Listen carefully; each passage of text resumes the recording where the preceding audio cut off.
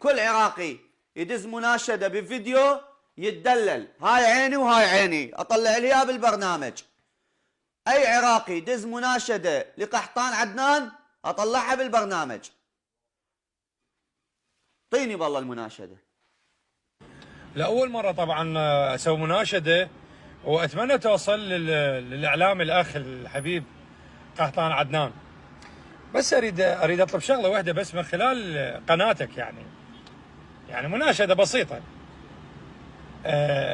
السياسي اللي سوى هذا القرار مال ماستر، ما تدير محسن إلا على ماستر، والمحسن صعدوه.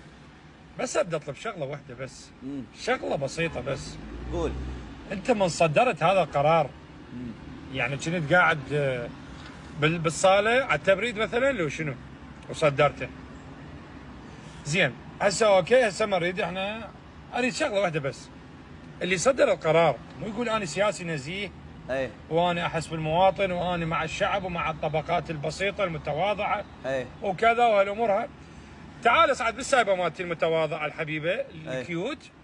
زين تعال اصعد بيها وروح دير بنزين عادي. دير بنزين عادي. زين حبيبي، وعيش الحياه اللي انا جاي اعيشها. وذاك الوقت اوصف لي احساسك، اوصف لي شعورك، اوصف لي الحاله النفسيه. ليش عزيزي يا اخويا؟ ليش هو المسؤول حاس بيك اصلا، يعرفك اصلا، وحتى يعيش حياتك اصلا هو ما يشوفك.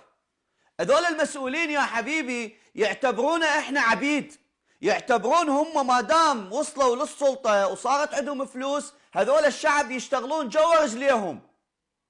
ما يعتبرون نفسهم ان هم جايين يخدمون الشعب ويفكرون للشعب.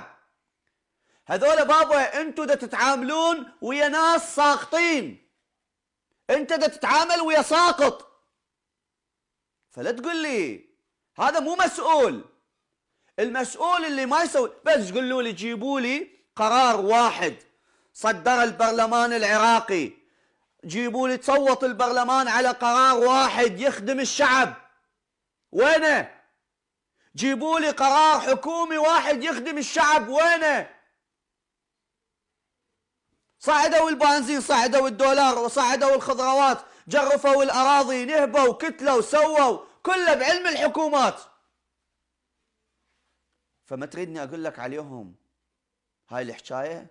لا والله يستاهلون أكثر من عدها. فعزيزي الله يحفظ لك السايبة ويحفظك.